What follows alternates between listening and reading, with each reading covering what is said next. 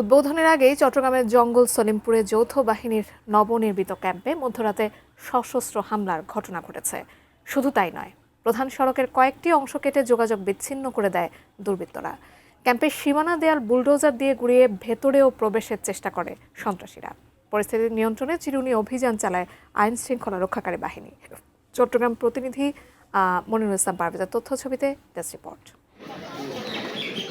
চট্টগ্রামের বহুল আলোচিত জঙ্গল সলিমপুরে police, RAB, range reserve force ও এপিবিএন সহ যৌথ বাহিনী অভিযান চালায় গত ৯ মার্চ। সন্ত্রাসীদের ঘাঁটি নির্মূলে পরবর্তীতে সেখানেই ক্যাম্প তৈরিতে যৌথ বাহিনীর সদস্যরা একযোগে কাজ করছিলেন। পাহাড় ঘেরা চট্টগ্রামের জঙ্গল সলিমপুরে র্যাব ৭-এর নতুন ক্যাম্প ৩১শে মে উদ্বোধনের প্রস্তুতি চলছিল। যাওয়ার কথা ছিল স্বরাষ্ট্রমন্ত্রীর, তবে উদ্বোধনের আগেই সরকারি বাহিনীর কর্তৃত্ব কার্যত চ্যালেঞ্জ করে গভীর রাতে সেখানে হামলা চালায় সন্ত্রাসীরা।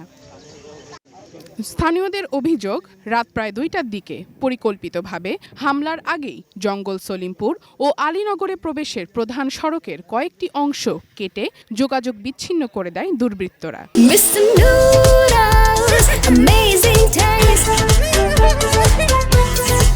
এরপর একযোগে হামলা শুরু করে। ক্যাম্পের সীমানা দেয়াল বুলডোজার দিয়ে ভেঙে ভেতরে প্রবেশের চেষ্টা করা হয়। আরেকটি ক্যাম্পের বিভিন্ন অবকাঠামো ক্ষতিগ্রস্ত করা হয়। অস্ত্র উদ্ধার বা ওদের ধরা বা ওইরকম কোনো কিছু আমরা জিজ্ঞাসাবাদের জন্য ওইখানকার কিছু লোকজনকে আমরা সন্দেহভাজনভাবে অ্যারেস্ট করেছি। তাদের এই সাম্রাজ্য তো আসলে একদিনে এতদিনের নিয়ন্ত্রণ এই খুব সহজে করা মুশকিল। আমরা চেষ্টা করে যাচ্ছি। চট্টগ্রামের র্যাব ৭-এর অধিনায়ক লেফটেন্যান্ট কর্নেল হাফিজুর রহমান সাংবাদিকদের হামলার সাথে ইয়াসিন বাহিনীর সংযুক্ত থাকার বিষয়টি নিশ্চিত করেন।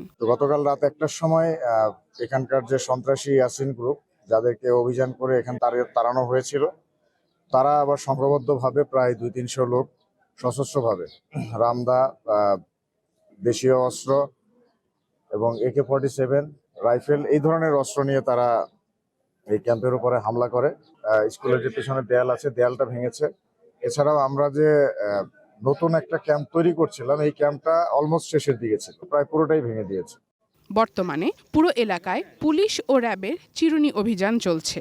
জড়িতদের দ্রুত আইনের আওতায় আনার কথা জানিয়েছে আইন শৃঙ্খলা রক্ষাকারী বাহিনী। Sharjana Ananya, desk report, ATN news.